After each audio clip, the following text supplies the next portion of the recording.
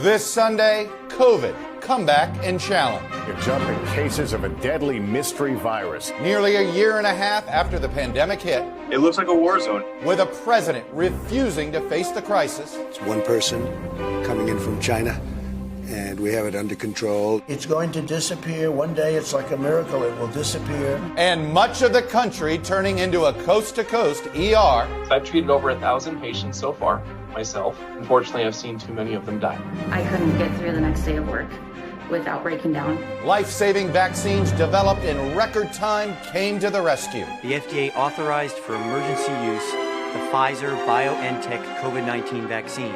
It's a medical miracle. Now, as cases and deaths plunge and the country reopens, unbelievably amazing to go to a concert for the first time. New challenges, millions still refusing to be vaccinated. I made it this far without getting COVID, and I don't need to get vaccinated. I don't trust it. I'm sorry, but I just don't. And a new variant hitting the U.S. We're seeing this Delta variant double every 2 weeks. And causing lockdowns around the world. This morning, we look at our comeback from COVID, how it's changed how we live, how we work, and how we go to school, and at the challenges still ahead. I'll talk to Dr. Anthony Fauci and to a leader in the effort to vaccinate the world.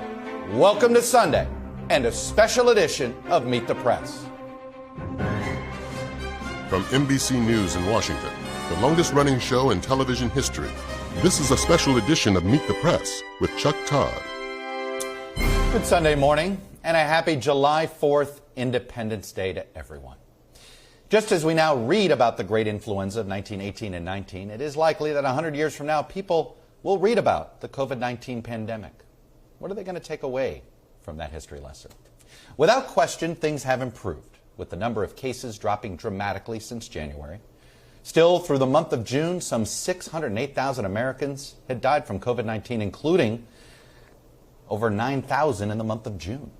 More than in World War II, World War I, and Vietnam combined. At one point, the U.S. was doing so badly that though we have only 4% of the world's population, we accounted for nearly 20% of the world's deaths. Since then, we have gone from being the leading example among industrialized countries of how not to handle a pandemic to a nation tentatively declaring its independence from the virus as other countries face renewed lockdowns. This morning, we're going to look back to where we've been, and we're going to look forward to the challenges ahead, as the growing Delta variant and vaccine hesitancy pose a threat to our own recovery here. And we'll be asking, what could we have done better? What have we learned? Why do some people get perilously ill while others remain asymptomatic? And finally, how prepared are we for when, not if, but sadly when, the next pandemic hits us? A mystery virus. Jump in cases of a deadly mystery virus. Authorities confirm it is being spread from human to human. More than 17 months after the first case of COVID-19 was identified in the United States, the pandemic has fundamentally shifted life for all of us, politically and personally. It's almost like they're drowning from the inside. Having a patient ask you if they're dying. All the time she just kept saying, I'm trying, but I can't breathe. Taking a deadly toll on the nation. Christmas will not be the same, nor any other holiday, because my mom is no longer here. Now, after grief, trauma, isolation, and anxiety, and an unparalleled scientific breakthrough, America is reopening. Unbelievably amazing to go to a concert for the first time. How does this compare to where we were 6 or 8 months ago? It's a night and day difference. We are back to normal as far as domestic passengers is concerned. But even with the worry about contracting COVID at its lowest point on record, just 29% of Americans say the pandemic is over. Let's celebrate the 4th of July with the independence from the virus. We can get this done. Despite the nation's recent wild-scale success in vaccinating a lot of Americans, President Biden has fallen short of his goal. Our goal by July 4th is to have 70% of adult Americans with at least one shot. The nation is still recovering from the Trump administration's initial massive failure to respond to the pandemic. We have it totally under control. It's one person coming in from China, and we have it under control. We're going down, not up. We're going very substantially down, not up. It's going to disappear. Misinformation originating from the Trump White House. This is going to go away without a vaccine. Masks have problems, too. Spread on right-wing media. If the vaccine was so great, Why were all these people lying about it? Has taken root, aggravating vaccine hesitancy. Well, I haven't taken the vaccine, and the reason is I don't trust it. I'm sorry, but I just don't. I think we're moving into a medical dictatorship. 18 of the 20 states with the lowest vaccination rates are led by Republican governors. The pandemic has also hardened the nation's health disparities, disproportionately affecting Black and Latino communities who also lag behind on vaccination rates. Though the economy is coming back, those gains are not equally shared. Last month, 63 million U.S. adults said it was difficult to cover their usual household expenses. 1 in 5 renters living with children were not caught up on rent. 1 in 8 did not have enough to eat. Low-income students have been disproportionately left behind, and the pandemic has taken a toll on the nation's mental health. We've all been shut up way too long. Now, as the U.S. celebrates its overall vaccination success, anxiety is rising about new variants. Delta is the most transmissible of the variants identified so far. Has been identified in at least 85 countries. And there is now growing confusion about mask wearing, with the WHO recommending mask wearing indoors, even for the vaccinated. The CDC disagrees. The bottom line is the CDC still says if you are vaccinated, you don't have to wear a mask. That's exactly right.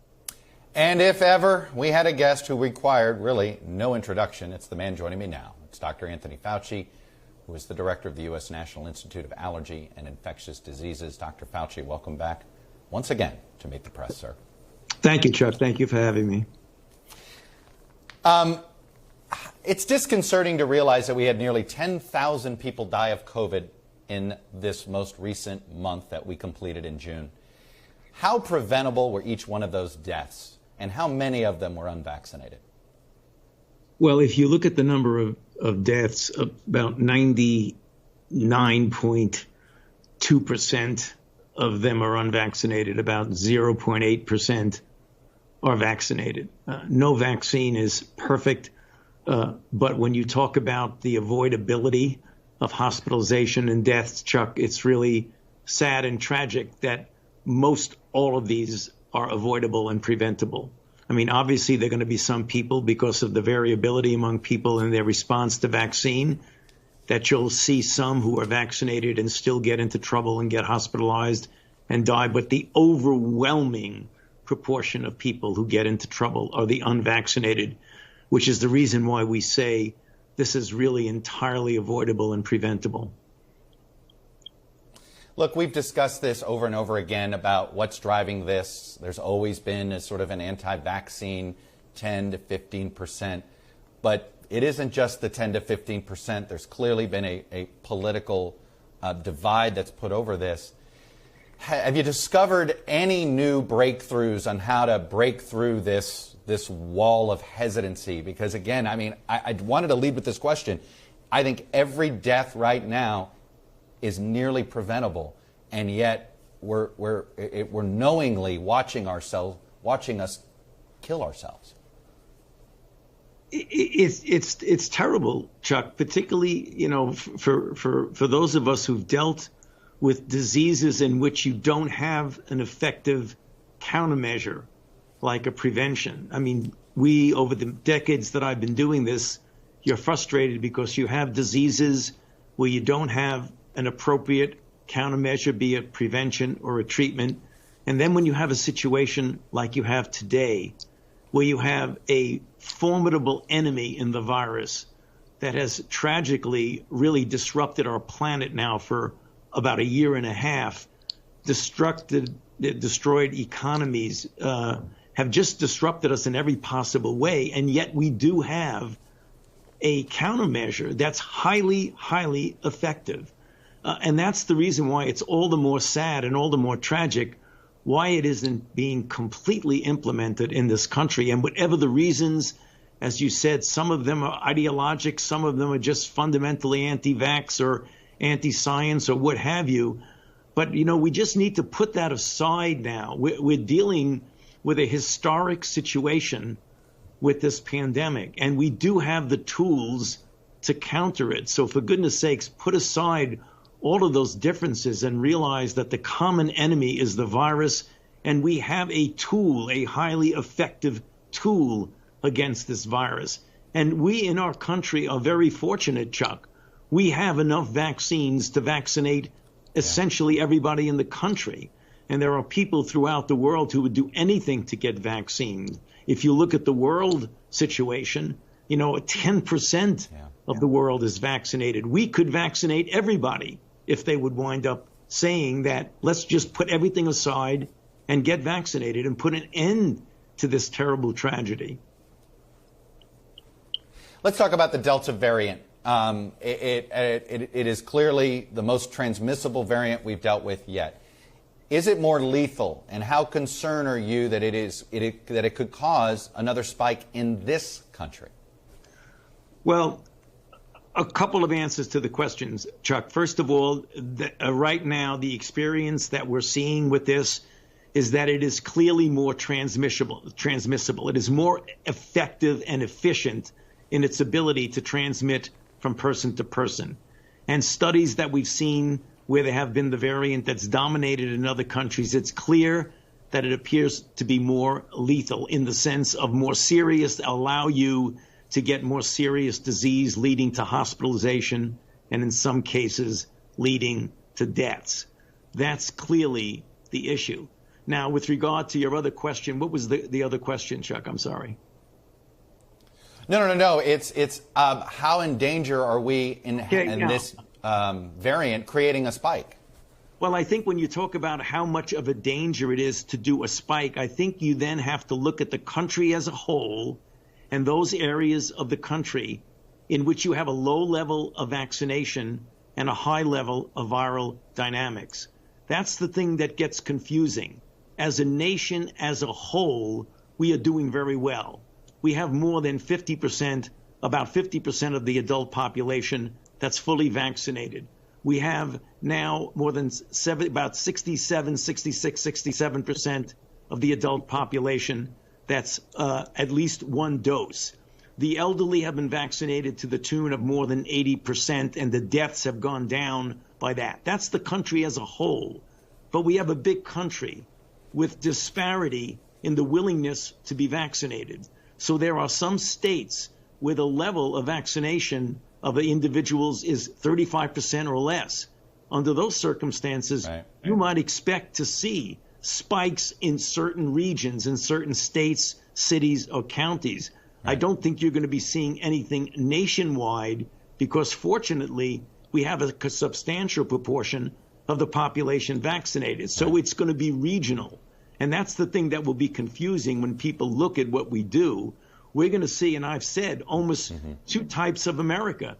Those regions of America which are highly vaccinated, and we have a low level of dynamics of infection.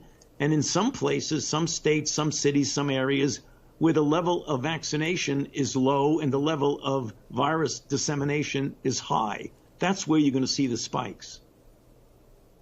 Well, let's talk about a specific here. We know Mississippi is one of the lowest, I believe it's the lowest vaccinated, has the lowest vaccinated rate in the country. If you were in Biloxi, Mississippi right now, Dr. Fauci, would you be wearing a mask? You're fully vaccinated, but would you be wearing a mask in Biloxi, Mississippi? I think there would be a good reason to do that. I mean, because there, as we've said so often, that vaccines are not, even as good as they are and highly effective, nothing is 100%. And if you put yourself in an environment in which you have a high level of viral dynamics and a very low level of vaccine, you might want to go the extra step and say, when I'm in that area where there's a considerable degree of viral circulation, I might want to go the extra mile to be cautious enough to make sure that I get the extra added level of protection, even though the vaccines themselves are highly effective.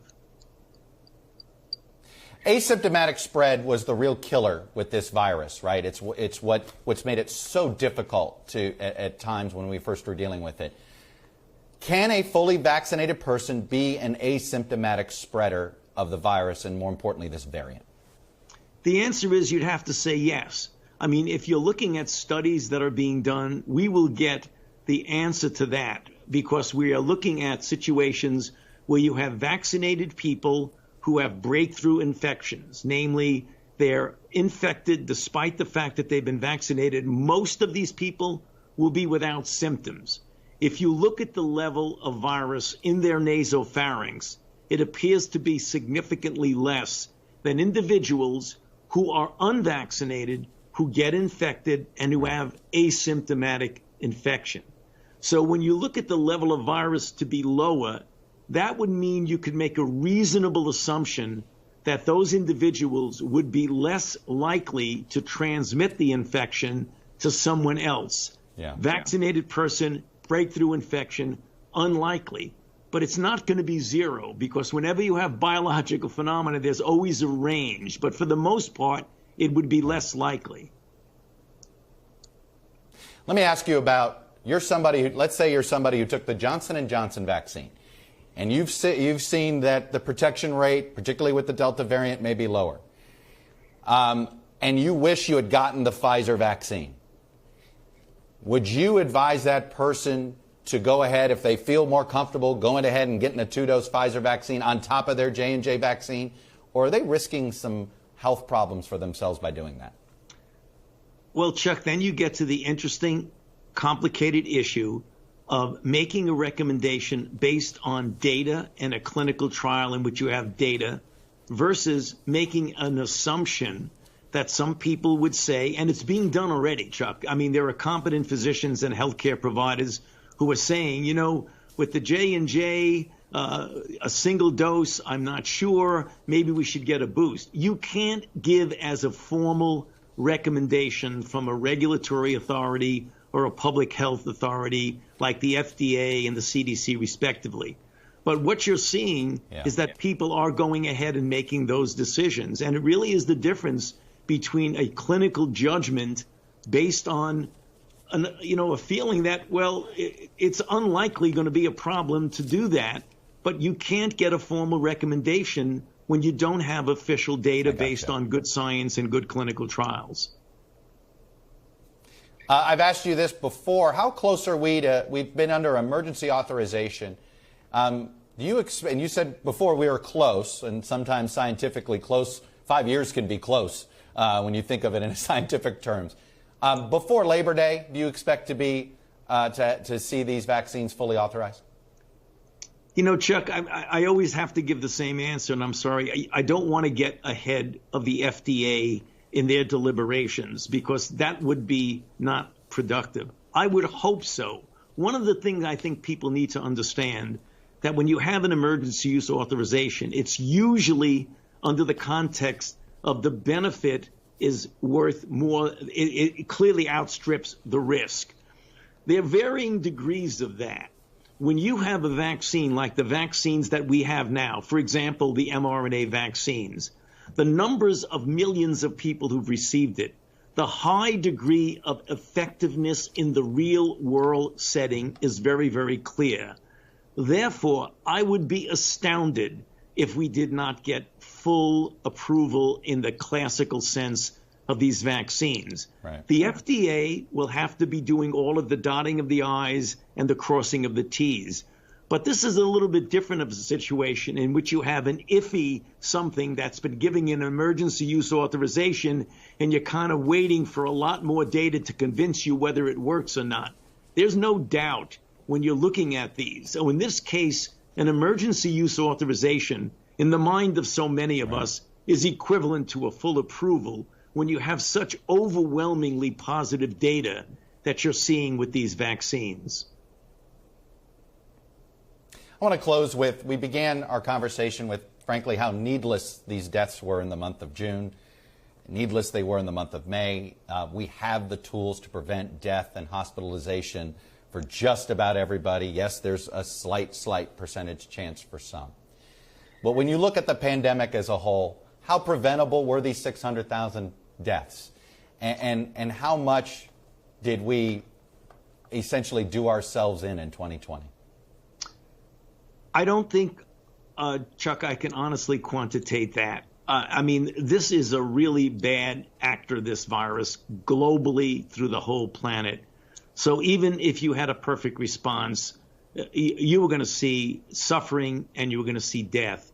To be able to quantitate it, how much better we could have done for someone who has been witnessing this and being part of it, at least from the standpoint of being involved in the development of the vaccines with our group here at NIH. Yeah. But as a person who's watched it unfold, the one thing I was struck with is if ever there was a situation where you had a pandemic that was as destructive as this, the one thing you'd want to do is realize that you're dealing with a common enemy, the virus, and not have the kind of divisiveness that we've had in our country in trying to address this terrible enemy. It's been like, in many respects, fighting with each other instead of getting together, putting all differences aside, and realizing that the common enemy is the virus, not each other.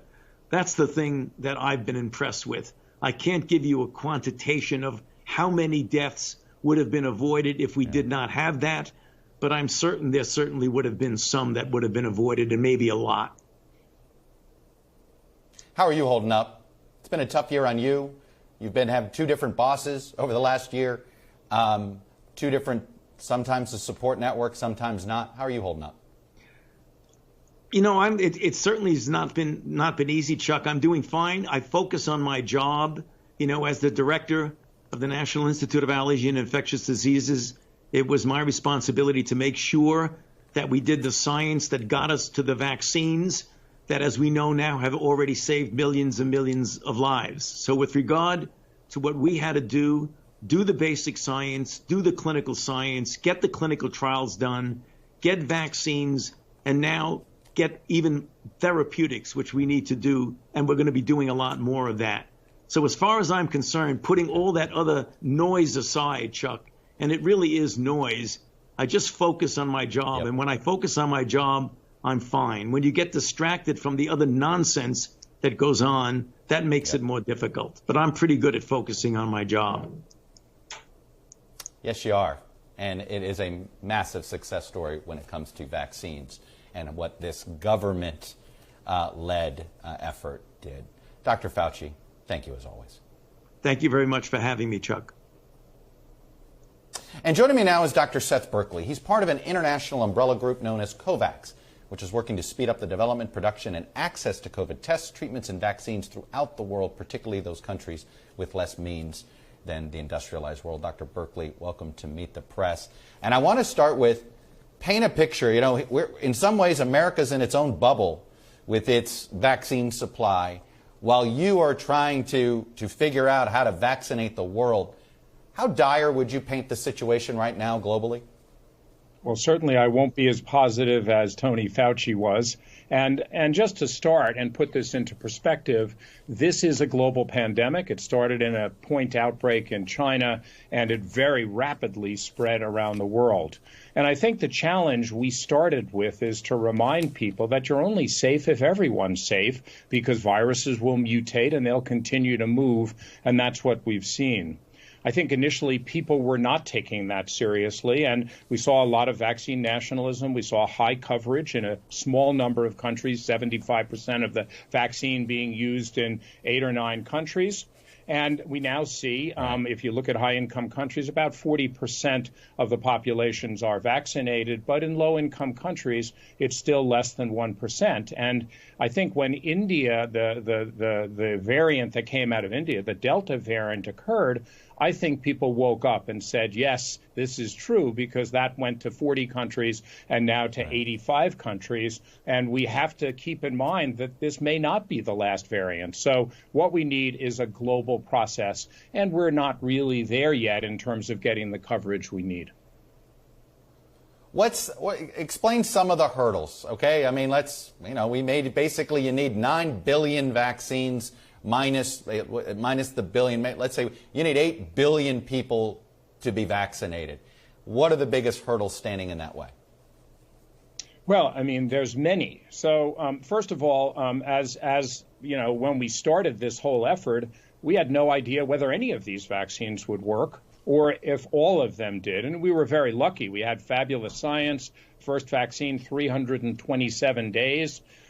That's amazing. The previous record before that was 4 years. So I think to keep in mind how fast the science moved. But we normally provide, in terms of vaccines, about 5 million doses a year. And so now what we're talking about is quadrupling that number, because the number you mentioned is people, but of course most of the vaccines are 2 doses. So we need double the number of vaccines to cover that population. So this has been a unprecedented, in a sense, drive towards that. And we've been very proud to see the increased supply. Of course, we've hit all kinds of problems. The biggest problem we hit was as the outbreak occurred in India, which is the largest producer of vaccines by volume, it meant that they turned national with their programs, and that meant that there were less for the rest of the world.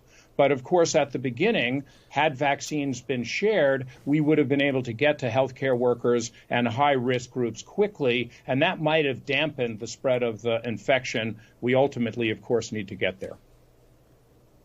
All right, I'm curious, how do you handle, you're getting vaccine contributions from China, you're getting vaccine contributions from the United States, you're getting vaccine contributions, I think, also from Russia, and just among those that develop their own vaccines.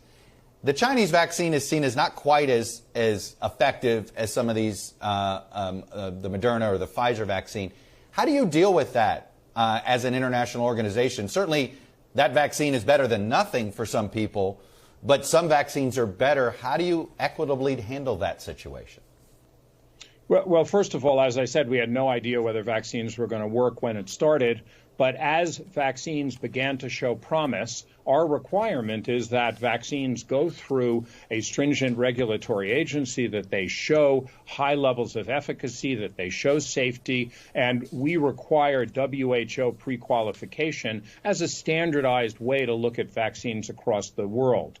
At the moment, we're not using the Russian vaccine and Chinese vaccine. That may change over time, but we are using a range of vaccines. We have 9 vaccines in our portfolio now, soon to be 11 or 12, and that's what we started as a priority to move forward, because we realized we very well might have needed a diversity if it turned out that different types of vaccines didn't work. Of course, we've been lucky. Now, the advantage of this, it's not only that we did this. For example, the U.S. government, as part of Operation Warp Speed, invested in a range of technologies. It turns out that the mRNAs worked very well, that Johnson & Johnson you've already talked about. And so what now is happening is there are excess doses that have been produced by most of the high-income countries. Our estimates are somewhere between 1.5 billion to 2 billion doses. Those can supplement the doses that we've purchased. We've purchased about 3.4 billion doses of vaccine, but if those countries are willing to make those vaccines available now, we can move those forward. And, for example, the U.S. did its first donation with us to Honduras last weekend. Dr. Seth Berkley, good luck with this. Obviously, none of us can get out of this pandemic until the world gets out of this pandemic. Really appreciate you coming on and sharing your perspective with us. Thank you, Chuck, for having me. When we come back, mask wearing and social distancing may be on the wane, but life after the pandemic may look quite a bit different than it did before this virus hit. That's next.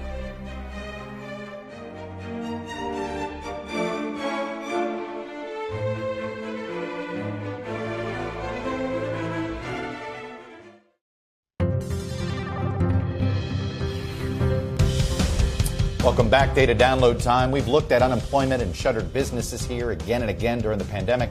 But there are some other ways that our economy has been transformed, perhaps more permanently, when it comes to the way people get around, what they buy, and where they live. Let's start with where they live. Check out where 4 of the top 5 markets for home sale price increases. In 4 of those metro areas, it's places that are a bit more open space. Stamford, Connecticut, much farther outside of New York City, Provo, Utah, Boise, Idaho, Austin, Texas.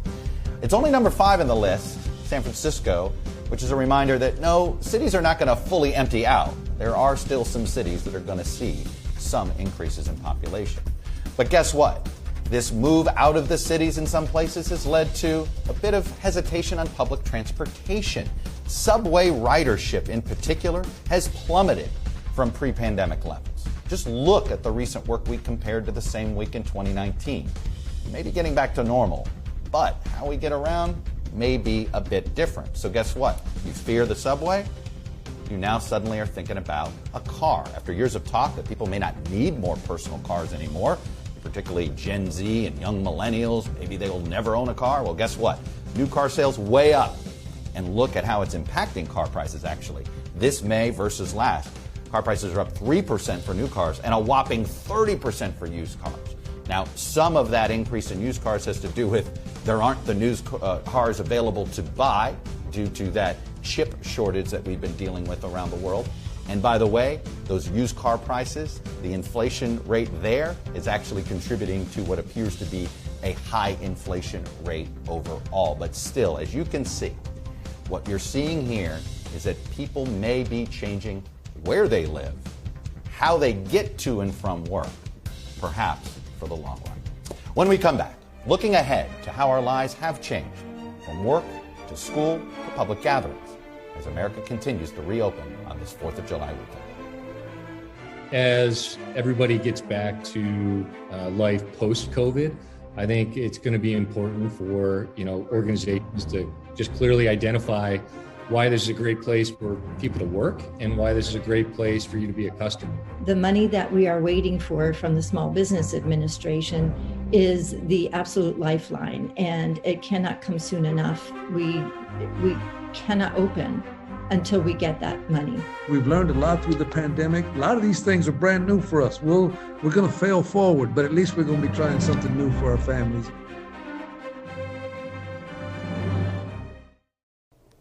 Welcome back. The panel is joining us. Audie Cornish, host of NPR's All Things Considered. Kate Snow, the anchor of NBC Nightly News Sunday and our senior national correspondent here. And Adam Grant. He's an organizational psychologist and professor at the University of Pennsylvania and author of the book, Think Again, The Power of Knowing What You Don't Know. Audie Cornish, I want to start with a poll number here from Gallup. Has life returned to pre-pandemic normal, completely normal 15%, somewhat normal 62%, not normal yet 23%? How would you have answered that question? I think it's pretty obvious that normal left us a long time ago. I heard you talking earlier about post-COVID. There's no such thing as post-COVID, especially when you listen to those global vaccination rates. While many Americans are hesitant to take the vaccine that is available to them. So now it's a matter of how do we live with this going forward? How do we approach mitigation measures if and when necessary? And how do some of the industries that have been sort of culturally disrupted as a result deal with that now? You know, Kate Snow, you saw the graphic about subway ridership, and I want to put up a graphic of the Cleveland baseball team and show just attendance at this is an open air event, and attendance for the Cleveland baseball team is basically down more than a third from June of 19 pre-pandemic to just the most recent completed month here. I think this is proof that we are not normal yet, and maybe we're not going to be. Yeah, two things. I think we're not normal yet, and part of that is the stress that a lot of Americans are still feeling about re-entry, about going back to, the old commuting and the old going to the office and all of those things, school even. I was looking through my stories that I've done in the past year, Chuck, and looking at all the sort of mental health impacts and physical impacts on people. 42% of adults in this country gained weight over the pandemic, right? More than half were less physically active. 2 out of 3 weren't sleeping right. 1 in 4 of us drank more than we used to. So I think right now we're in the summer of reset, right? We're in a period where we need to get back our health, our mental health, our well-being, and really reset before I think fall in a lot of parts of the country will be a real challenge because people will be expected to go back to their employment. Well, and I was just going to say, Adam, let's talk about what is life at work going to look like these days. I want to read something here about return to work. I've heard many leaders conflate working from home with flexible work. Choosing where you work is not the same thing as flexibility over how you work and when you work. But it seems pretty clear that culturally this is probably a big change that's not going away. We saw Amazon and Microsoft have been interesting tests here in the Pacific Northwest. Amazon wanting everybody to return. There was a revolt. Microsoft being very flexible. Everybody happy. Where are we headed? Well, Chuck, I hope that flexibility is the future. We had data pre-pandemic that as long as people were in the office half the week together, that they could work from anywhere the other half. They were more productive, more satisfied, and more likely to stay. And there wasn't an observable cost to relationships or collaboration. There was an experiment at a call center showing that when people work from home, they were 13.5% more productive.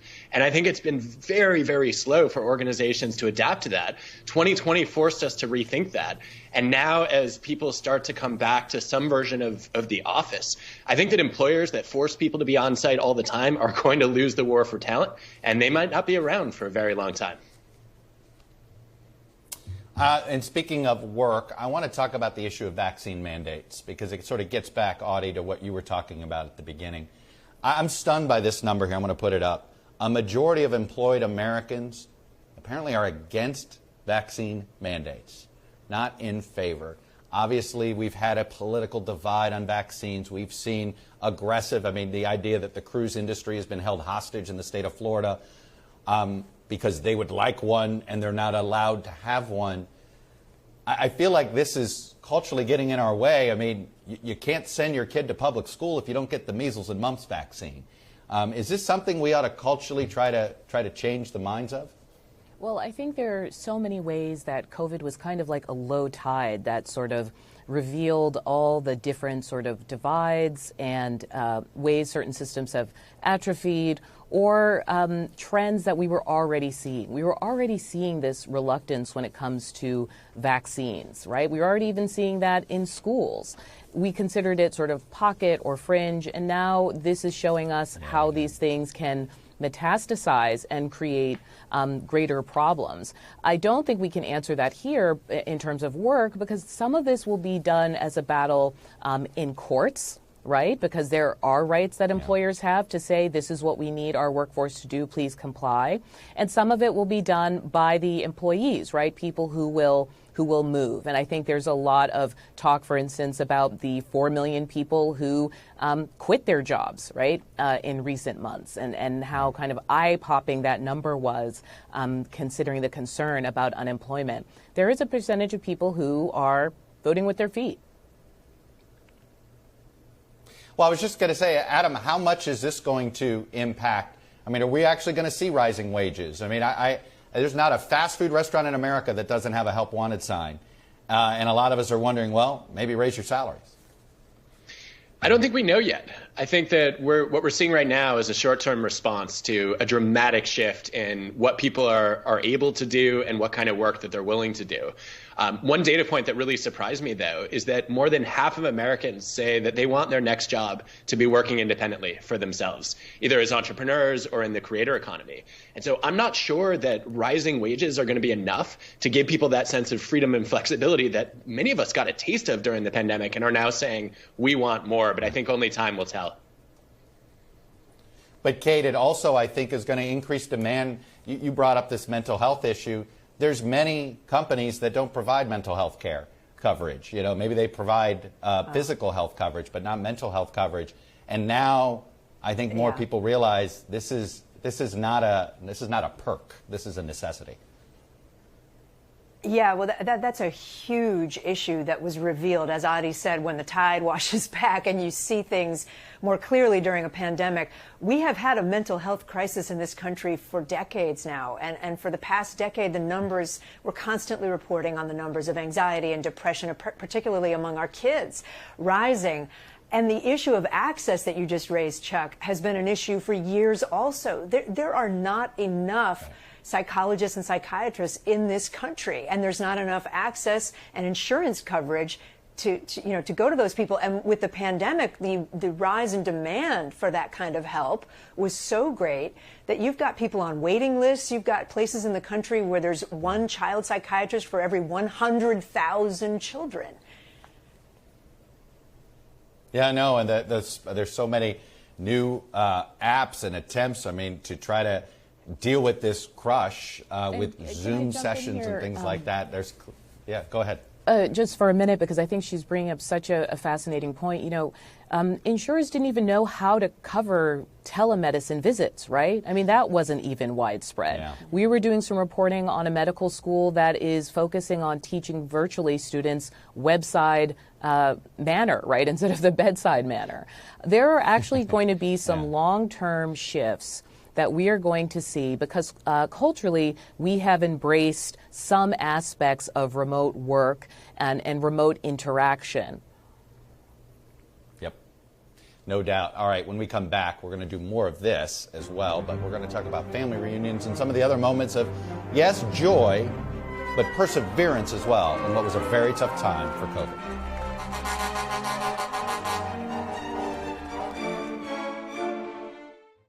Welcome back. Let's face it, this country has been through a lot. For months, we watched as friends, as relatives, as neighbors became ill with a disease that had no cure and, frankly, no proven treatment. We watched as schools and offices and, frankly, our way of life completely shut down. But we did want to take a moment to focus on other moments, moments of hope and joy, of families reunited, and of the small victories we got over this virus. And, of course, to remember our healthcare workers who became national heroes to all of us. We will wake up tomorrow morning again so that no matter how exhausted we are in the emergency department, no matter what difficulties that come our way, we will succeed. It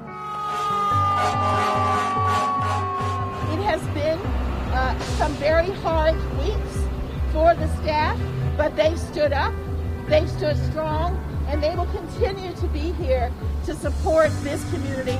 Applauding our healthcare workers who are putting their lives on the line in the fight against coronavirus. People across the city took a moment to say thank you. Those moments that remind us we're in this together. We really miss them, so we were really happy to see our teachers again.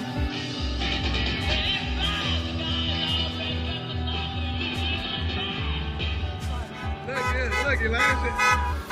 For my birthday, at first I thought it was going to be really boring because of quarantining coronavirus, but it turned out to be really fun. Thank you. Thank you. Despite the daunting numbers, every single day COVID-19 patients are recovering and are being released from the hospital. The FDA authorized for emergency use the Pfizer-BioNTech COVID-19 vaccine. It's even more emotional because Bernie here, I treated her when she was sick, and now she gets to give me the vaccine. It's been a year since many grandparents have been able to hug or kiss their grandchildren. Oh my God! Oh my God! Oh, I can't believe it! This is a big, big deal. Coast to coast, signs of reopening. I think the community is going to reopen and things will start to get back to normal. People are not only physically getting past COVID, but emotionally getting past COVID. I'm glad the city is here, it's opened, and it's one, you know, words can't say how I feel.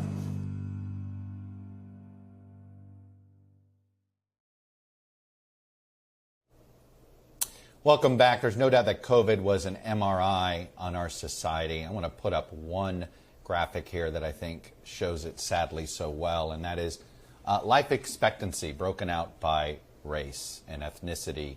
Life expectancy in this country went down overall, but among black Americans it was nearly 3 years.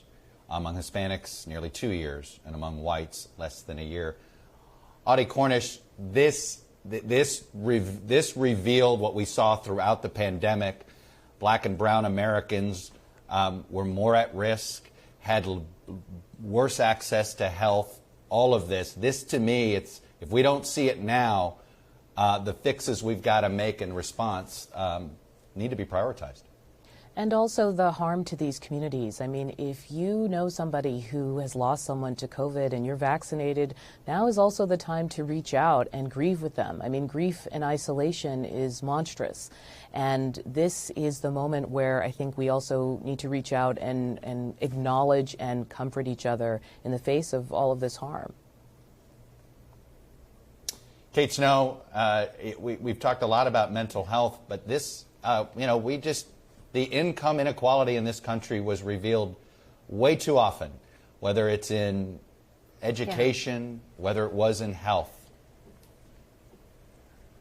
Yeah, the socioeconomic divide in this country, we always knew it was there, but it was just so easy to see during this pandemic. You look at every measure. You look at education and kids trying to go to virtual school who didn't even have the technology to do that. You know, you look at every single measure. I think I want to pick up on something Adi just said.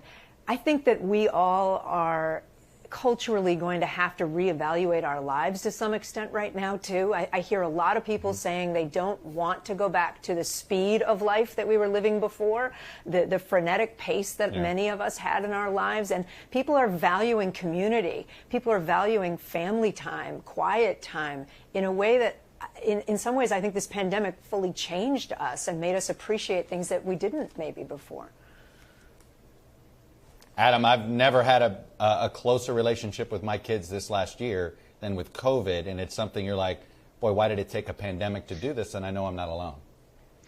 Yeah, Chuck, when we study in psychology people's reactions to traumatic events, about 15% of people come out of them with PTSD, and that's the worst case, right, being broken by tragedy.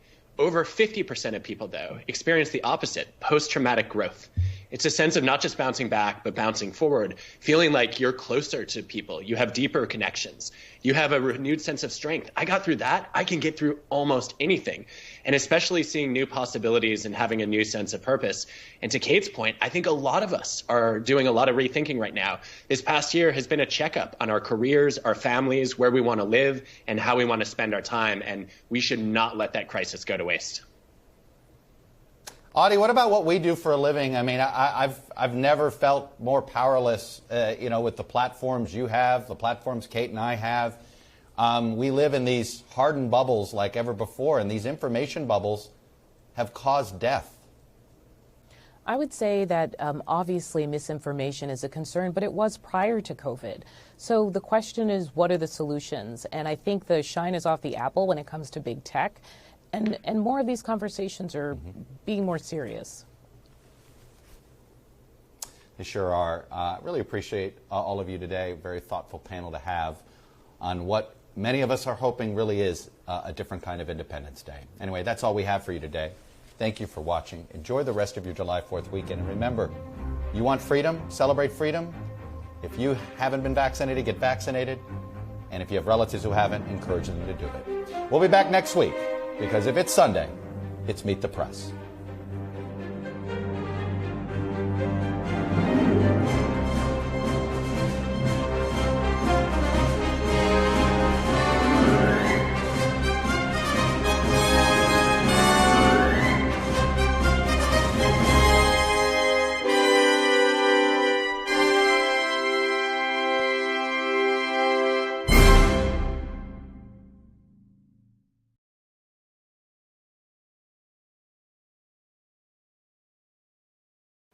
Hey, thanks for watching our YouTube channel. Follow today's top stories and breaking news by downloading the NBC News app.